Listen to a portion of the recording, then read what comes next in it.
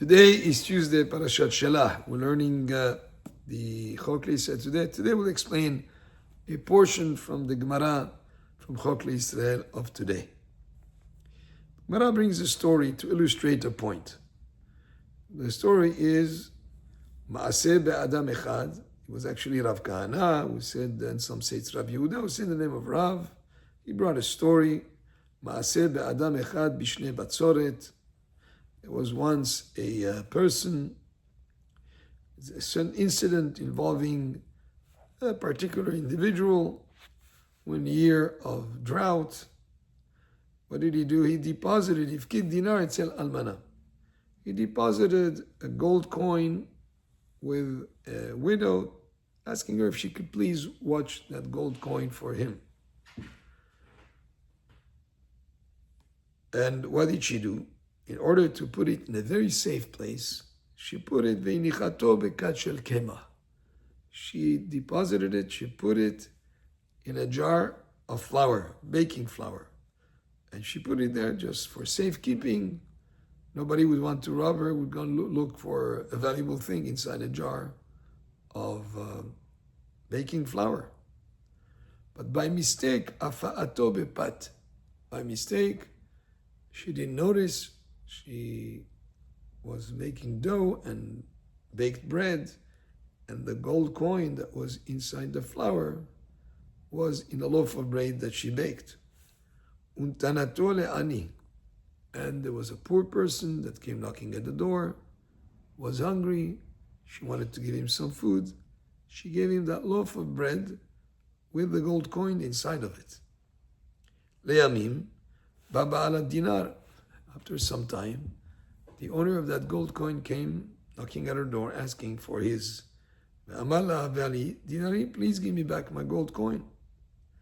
She went to search for it. She couldn't find it. She sifted through the flour. Can't find the gold coin.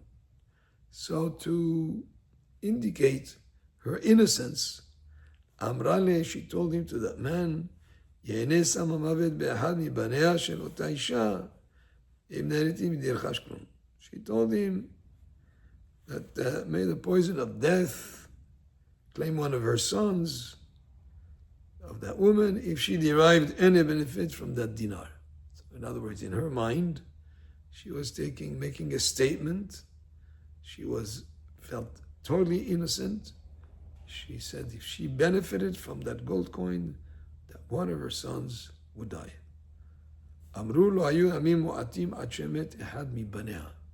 few days later, one of her children passed away. When Hachamim heard what had happened, they said, if a person who swore, who made a statement that was true, somebody who would take an oath and make a statement for an untruth, even more so, there will be grave consequences. After all, she didn't benefit. So the Gemara says, Maitama in Asha. So why was she punished? She did not benefit. And the Gemara makes an incredible statement here. Di ishtarshela mekom dinar. That when she baked that bread, she derived benefit from the area of the dinar, which was, she saved some flour. Let's say if the loaf of bread usually will wear 1 pound of flour that she used, that area where the coin was spared in terms of the amount of flour that would have been in it, and that was kept in her jar.